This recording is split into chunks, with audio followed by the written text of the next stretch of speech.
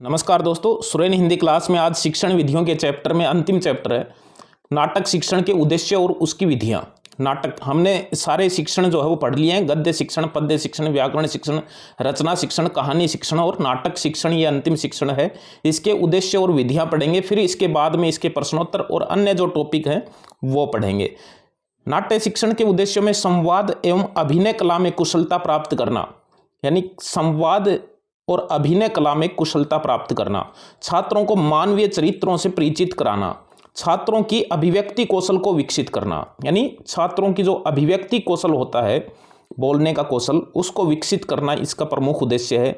और भावाभिव्यक्ति करना तो और भी अच्छा इसका उद्देश्य है। रंगमंच पर अभिनय द्वारा शुद्ध उच्चारण, प्रभावपूर्ण कथन तथा भाषा प्रयोग की योग्यता का विकास करना। और अंतिम है छात्रों को में भावाभिव्यक्ति योग्यता का विकास करना, यानी अभिव्यक्ति कौशल को विकसित करना, भावाभिव्यक्ति योग्यता का विकास करना। नाटक शिक्षण की प्रमुख विधियां हैं। नाटक शिक्षण की प्रमुख विधियों में आदर्श नाट्य विधि है एक। आदर्श नाट्य विधि, इस विधि में शिक्षक अभिनेता के रूप में कार्य करता है। ये ध्यान में रखना है, कौन सी विधि में शिक्षक स्वयं ही अभिनेता के रूप में कार्य करता है, तो वो है आदर्श नाट्य विधि। सभी पात्रों के प्रश्न आया हुआ है इससे, आदर्श नाट्य विधि इसमें प्रश्न आया हुआ है। अन्य जो विधियां हैं उसमें बच्चे जो है वो गतिविधि करते हैं, अभिनय करते हैं, और इसमें शिक्षक ही अभिनय करता है, शिक्षक ही वाचन करता है। तो इस विधि में शिक्षक अभिनेता के रूप में कार्य करता है, सभी पात्रों के भाव एवं चरित्र का पूर्ण प्रकाशन करता है, आवश्यकता अनुसार कठिन शब्द का अर्थ भी बता देता है, अपनी भावभंगिमा द्वारा हर्ष, विषाद, करुणा, क्रोध, प्रेम, घृणा आदि भावों को प्रदर्शित करता है। यानी शिक्षक जो है वो अभिनय करता है। लेकिन इसके दोष क्या हैं? ये तो इसके गुण हैं कि शिक्षक ही इसमें काम करता है, लेकिन इसके दोष क्या हैं? दोष ये है कि इसमें नाटक के तत्वों की व्याख्या नहीं हो पाती है, यानी नाटक के जो तत्व होते हैं उनके अनुसार इस पाठ में उसकी व्याख्या जो है वो नहीं हो सकती है। छात्र निष्क्रिय रहते हैं, केवल ध्यान अभिनय पे ही रहता है। छात्र निष्क्रिय रहते हैं तो अमनोवैज्ञानिक प्रणाली है ये एक। तो ये इसके दोष हैं कि इसमें प्रमुख इसका दोष ये है कि इसमें नाटक के तत्वों की व्याख्या जो है वो नहीं हो सकती है। और एक इसमें छात्र केवल शिक्षक का जो अभिनय करता है वो उसी पर ध्यान केंद्रित रहता है, बाकी छात्र निष्क्रिय रहते हैं। एक मनोवैज्ञानिक प्रणाली है। दूसरी है अभिनय प्रणाली। अभिनय प्रणाली, इसके दो रूप हैं। अभिनय दो प्रकार का होता है, एक रंगमंच अभिनय और एक कक्षा अभिनय, यानी कक्षा में अभिनय और रंगमंच अभिनय। अभिनय प्रणाली में छात्र जो है वो इसमें जो है वो अभिनय करते हैं। तो इसके दो रूप हैं, एक है रंगमंच अभिनय प्रणाली। इसमें छात्र पूरे नाटक को वास्तविक रंगमंच पर प्रस्तुत करते हैं।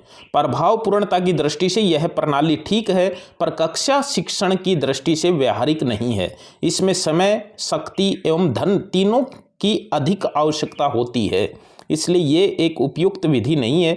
क्योंकि पढ़ाने की दृष्टि से इसमें लिखा हुआ है कक्षा शिक्षण की दृष्टि से व्यावहारिक नहीं है, बाकी प्रभावपूर्णता की दृष्टि से प्रणाली अच्छी है।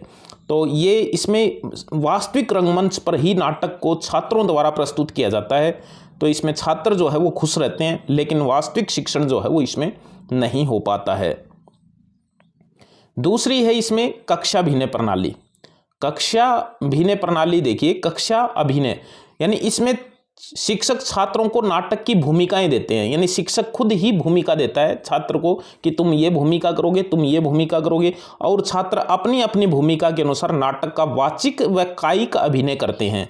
यानी कायिक यानी शरीर से, और वाचिक यानी बोल करके उसका अभिनय करते हैं। और इस प्रणाली में भावानुरूप अभिनयात्मक पठन का अवसर बालकों को मिलता है और वे आनंद का भी अनुभव करते हैं, और ये एक सबसे उपयुक्त प्रणाली भी नाटक शिक्षण की मानी जाती है। ये प्रश्न आया हुआ है कक्षा अभिनय में, न तो इसमें ज़्यादा खर्चा होता है, और इसमें नाटक पढ़ाने की शैली सबसे अच्छी जो है वो यही मानी जाती है कि छात्रों से जो है उनको भूमिका दीजिए और वो जो है वो उसका वाचन करेंगे कायिक और वाचिक अभिनय के साथ। देखिए व्याख्या विधि, व्याख्या विधि तो उच्च कक्षाओं के लिए होती है। व्याख्या विधि किसी भी शिक्षण में है तो वो उच्च कक्षाओं के लिए है। इसमें शिक्षक यथा प्रसंग प्रश्नोत्तर प्रणाली द्वारा कथा वस्तु का स्पष्टीकरण, पात्रों का चरित्र चित्रण, कथोपकथन की विशेषताओं एवं विविध भावों एवं अनुभूतियों की विवेचना करता है। तो ये व्याख्या विधि जो है ये तो उच्च कक्षाओं के लिए होती है। नाटक शिक्षण की उपयुक्त विधि कौन सी है, ये देखिए आए हुए प्रश्न है इसमें कि नाटक शिक्षण की उपयुक्त विधि कौन सी है, तो वो है कक्षा अभिनय विधि। कक्षा अभिनय के दो भाग हैं इसमें, एक तो रंगमंच अभिनय विधि और एक है कक्षा अभिनय विधि। तो कक्षा अभिनय विधि जो है वो नाटक शिक्षण की उपयुक्त विधि है, क्योंकि इसमें न तो ज़्यादा खर्चा लगता है और नाटक का वास्तविक शिक्षण जो है वो इसमें हो जाता है। नाटक शिक्षण की विधि है, नाटक शिक्षण की विधि में देखिए रंगमंच विधि तो है, व्याख्या विधि भी है, कक्षा अभिनय भी है और खंडान्वय जो है वो पद्य शिक्षण की एक विधि है। तो ये इसका नाटक शिक्षण की विधि है। तो इसमें ये तीनों ही हैं। ये प्रश्न इस हिसाब से बन गया कि उपयुक्त सभी आएगा इसमें, उपयुक्त सभी जो है वो इसमें आएगा, यानी ये तीनों ही जो है वो नाटक शिक्षण की विधि है।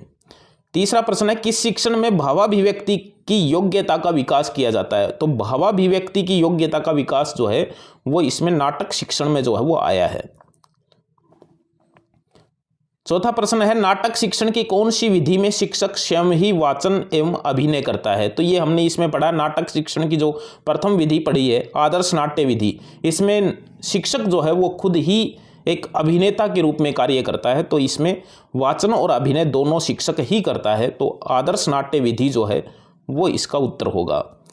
हम आगे जो है वो जितनी भी विधियां हैं सारे शिक्षणों की उनके प्रश्नोत्तर जो है वो पढ़ेंगे और बाकी अन्य टॉपिक पढ़ेंगे। धन्यवाद।